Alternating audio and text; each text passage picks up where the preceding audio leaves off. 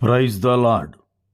పునరుద్ధానుడును విజయశీలుడునైన యేసుక్రీస్తు ప్రభువారి శ్రేష్టమైన నామమునకు స్తోత్రము కలుగునుగాక.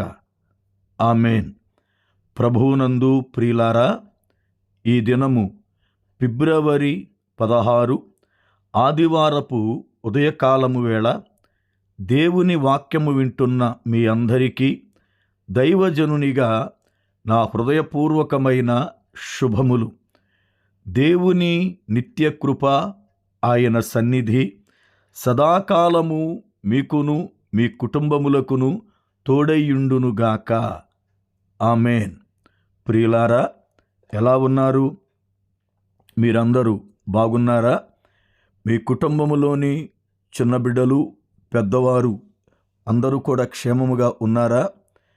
పిల్లలకు పరీక్షలు దగ్గర పడుతున్నాయి కదూ. 10th క్లాసు, ఇంటర్ చదువుతున్న బిడ్డలు ఎంతో ఆందోళనతో ఉంటారు. తల్లిదండ్రులు కూడా ఎంతగానో ఆందోళన చెందుతూ ఉంటారు. బిడ్డల కొరకు తప్పనిసరిగా ప్రార్థన చేస్తున్నాం.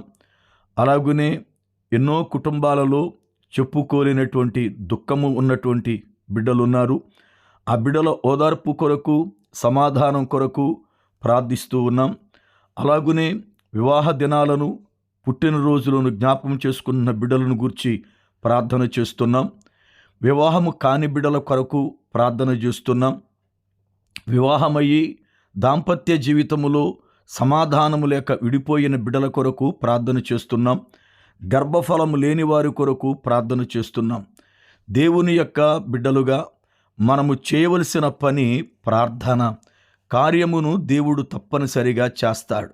మీ కొరకు, మీ కుటుంబముల కొరకు ఎల్లప్పుడూ కూడా నేను, నాతో ఉన్నటువంటి సంఘ బిడ్డలు, దైవజనులు అందరూ కూడా నిత్యము ప్రార్థన చేస్తున్నామని జ్ఞాపకం చేస్తున్నాను. ఈ దినమున దేవుని మహాకృపను బట్టి కీర్తన గ్రంథములో 2వ స్కంధాన్ని ప్రారంభించబోతున్నాం.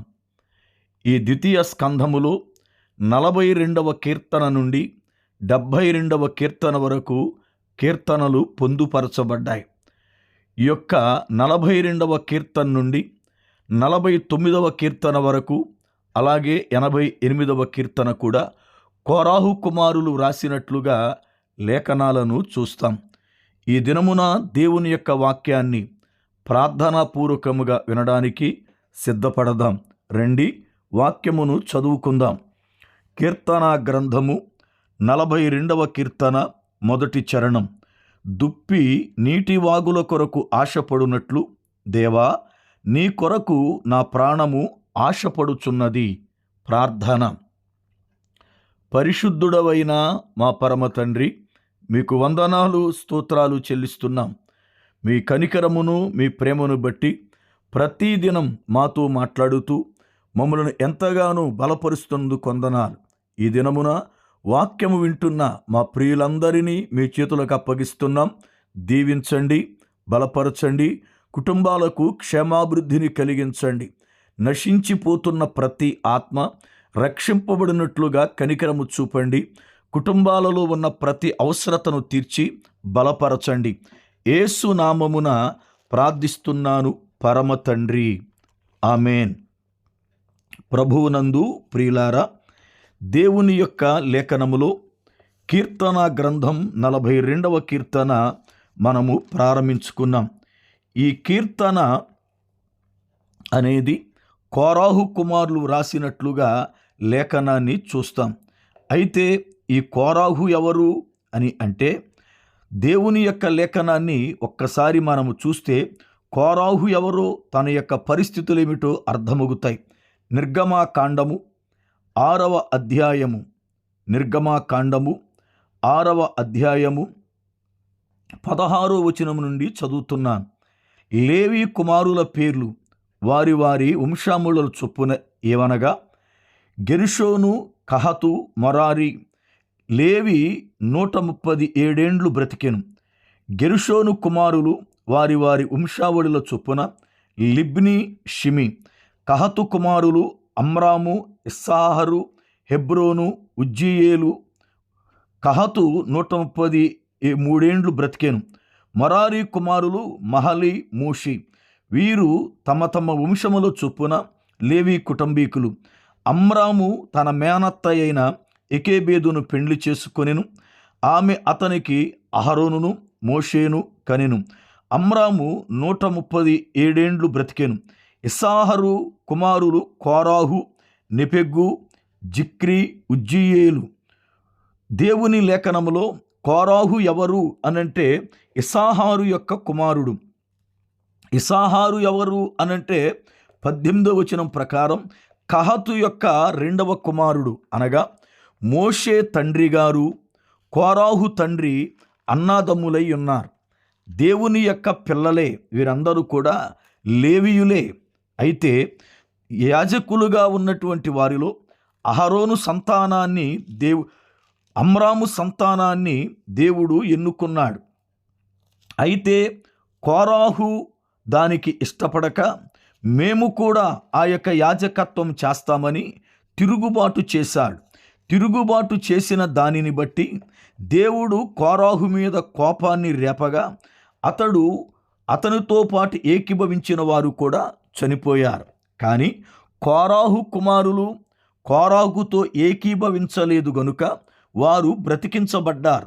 సంఖ్యాకాండము 26వ అధ్యాయం 11వ వచనం.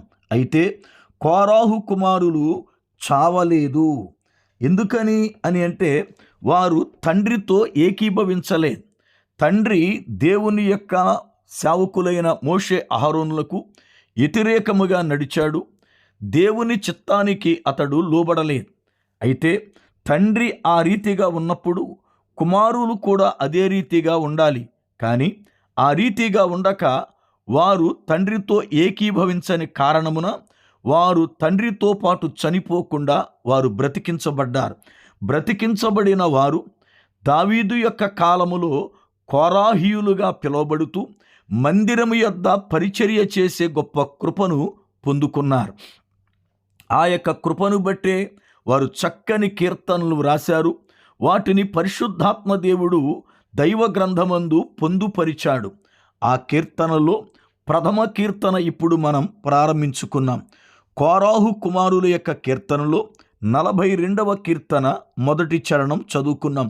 దుప్పి నీటి వాగుల కొరకు ఆశపడునట్లు దేవా నీ కొరకు నా ప్రాణము ఆశపడుచున్నది అని కోరాహు కుమారులు దేవునిని గూర్చిన తమ తృష్ణను వెల్లడి చేస్తున్నారు. తమ తృష్ణను వెల్లడి చేసేటప్పుడు శ్రేష్టమైన ఒక దుప్పిని గూర్చి వారు ఎత్తిపట్టి మాట్లాడారు. దుప్పికి నీటి వాగులు అంటే చాలా ఆశ. ఎందుకంటే దుప్పి కానీ, లేడి కానీ, జింక కానీ ఇవన్నీ ఒక జాతికి సంబంధించినవి. అయితే ఈ యొక్క దుప్పులు కానీ, లేళ్ళు కానీ, జింకలు కానీ చెరువులలో నీళ్లు కానీ, గుంటలలో నీళ్లు కానీ త్రాగకుండా ఎక్కడైతే నీటి వాగులు చక్కగా ప్రవహిస్తూ ఉంటాయో, చలయేరులు ఎక్కడైతే పరుగులు పెడుతుంటాయో ఆ చలయేరుల దగ్గర, వాగుల దగ్గర అవి ప్రశస్తమైనటువంటి నీరుని త్రాగుతూ ఉంటాయి. ఆ నీటి కొరకు ఎంతో దూరము అవి ప్రయాణము చేస్తాయి. ఆ నీటి కొరకు అవి ఎంతగానో వెతకి ఆ నీటి చేత తమ దప్పికను తీర్చుకుంటాయి. కోరాహు కుమారుల ప్రాణము కూడా ఏదో ఒక దేవుడిలే అని, లేక ఎంతో దూరం మనకెందుకులే అని, లేక సరిపెట్టుకుందాం అనుకోకుండా దేవుని కొరకై తృష్ణగొని ఆ దేవుడు దొరికే వరకు, దేవుని సన్నిధిని అనుభవించే వరకు వారు ఎంతగానో ఆశపడుచూ ఉన్నారు. ప్రియులారా, కోరాహు కుమారుల ప్రాణము దేవుని కొరకు ఆశపడుతూ ఉంది. ఈ రోజున వాక్యం వింటున్న మన ప్రాణం దేని కొరకు ఆశపడుతూ ఉంది? మన ప్రాణము దేని కొరకై తృష్ణగొని ఉంది? ఆలోచించండి. చాలామంది జీవితాలలో ఈ లోక భోగాల మీద ఎన్నో ఆశలు పెట్టుకున్నారు. ధనవంతుడైన వ్యక్తి తన ప్రాణముతో ఈ రీతిగా అన్నాడు, నా ప్రాణమా, అనేక తరములకు సంపాదించినటువంటి ఆస్తి నాకుంది. నీవు సుఖపడు, తినుము, త్రాగుము అని తన ప్రాణముతో చెప్పుకొనుచున్నాడని యేసు ప్రభువారు ఒక చక్కని సంఘటనలో జ్ఞాపకం చేశాడు. ఈ రోజున చాలామంది ప్రాణం దేవుని కొరకు ఆశపడుటలేదు కానీ ఆయనిచ్చే ఆశీర్వాదాల కొరకు, దీవెనల కొరకు, స్వస్థతల కొరకు ఆశపడుతున్నారు. సోదరుడా, సోదరి, దేవుని యొద్ద నుండి మనము ఆశపడవలసింది ఏమిటి అంటే రక్షణా భాగ్యం. ఇశ్రాయేలు, రక్షింపబడిన నిన్ను పోలినవాడెవడు అంటుంది వాక్యం. అనగా రక్షణ కన్నా గొప్ప భాగ్యము ఏదీ లేదు. అది కేవలం యేసుక్రీస్తు ప్రభువారి దగ్గర మాత్రమే దొరుకుతుంది. ఎందుకంటే ఆ నామమునే మనము రక్షింపబడాలి. అపోస్తులుల కార్యముల గ్రంథము 4వ అధ్యాయము 12వ వచనమునందు అపోస్తులుడైన పేతురు గారు ప్రకటిస్తూ, ఈ నామమును తప్ప మరి ఏ నామమును కూడా రక్షణ కలుగదు అని ప్రకటించాడు. ప్రియ సోదరుడా, సోదరి, రక్షణ కొరకై తృష్ణగొని ఉండాలి. రక్షణ కొరకై మనము ఆశపడి ఉండాలి. ఎందుకంటే రక్షణ రాబోతున్న ఉగ్రత నుండి కాపాడుతుంది. రక్షణ ప్రభువుతో నిన్ను మమేకము చేస్తుంది. ఆ రక్షణ కొరకే సర్వశక్తుడైన యేసు ప్రభువారు మానవ రీతిగా జన్మించి మన కొరకై సిలువలో తన ప్రాణాన్ని అర్పించాడు. ఆయన కార్చిన పవిత్రమైన రక్తము చేత మనము కడగబడి పాపము నుండి విమోచించబడి రక్షింపబడిన వారమవుతున్నాం. ఈ రక్షణ ఎంతో శ్రేష్టమైనది. ఇట్టి రక్షణ గొప్పది అని హెబ్రీ గ్రంథకర్త మాట్లాడాడు. ప్రియ దేవుని బిడలారా, కోరాహు కుమారుల వలె మనము తృష్ణగొనిన వారమై ఆ ప్రభు ఇచ్చే ఉచితమైన రక్షణను పొందుకొని దేవుని రాకడకు సిద్ధపడదాం. దేవుని కృప తోడైయుండునుగాక. ఆమేన్. ప్రార్థన. ఆశ్చర్యకరుడా మా పరమ తండ్రి, మీకు వందనాలు, స్తోత్రాలు చెల్లిస్తున్నాను.